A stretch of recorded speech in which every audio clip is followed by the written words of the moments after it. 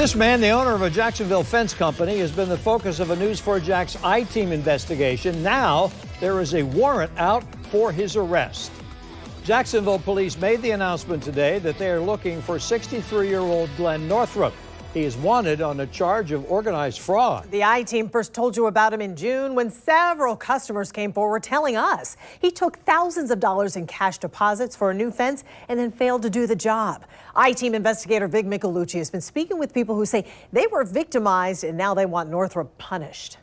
He wanted the money up front? Yes, he wanted the money up front. 50%? What was that? Yeah, it was like 50%. Westside homeowner Robert Baker paid that money so that he could get a new PVC fence. Here's the contract and the receipt for the cashier's check, which he gave to Father and Son's Fence Co. This is what I paid, $2,800 deposit for them to come to finish this. And now we're talking 4 months later, and this is what I got. He has 7 grandkids who play in his backyard and a homeowners association that's threatening fines. To make matters worse, he recommended the company to his aunt, who lives right across the street. She gave the same company $2 grand, also without any results. We tried to reach out to them, and they gave us just excuse after excuse. The News4JAX I-TEAM has been investigating Father and Sons since June, and since then, we've heard from a total of 12 customers with the same problem. They paid a 50% deposit, and the owner, Glenn Northrup, didn't follow through on the job.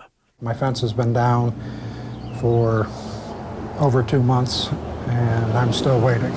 We wrote him a check for 50%, which was $3,275. Right now, Glenn Northrup is nowhere to be found. This was his office on 103rd Street, but it's been vacant for quite some time now. He's not answering his phone, and when we drove by some of his relatives' addresses, his vehicle wasn't there. After our stories, the Jacksonville Sheriff's Office started investigating, and this week issued an arrest warrant for Northrup, accusing him of organized fraud.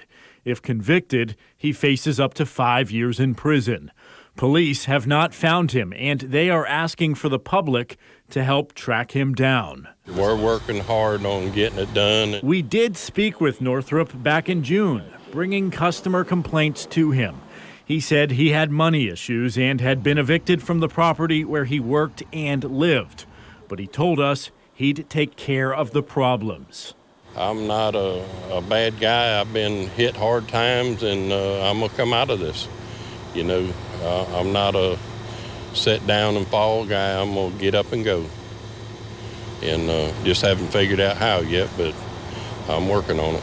Now that he's MIA and a wanted man, his customers are losing hope that he is actually working on it. You have any confidence that he's going to make it right?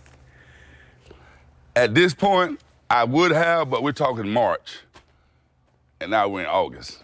So my confidence level is going down. And if they fell on hard times, I would have understood that. But to go and take numerous people's money after my money, I don't think I don't have an excuse for that. And tonight, Baker says he has to shell out even more money, hiring a new company to do the job. On the West Side, I'm Vic Micolucci, Channel 4, the local station.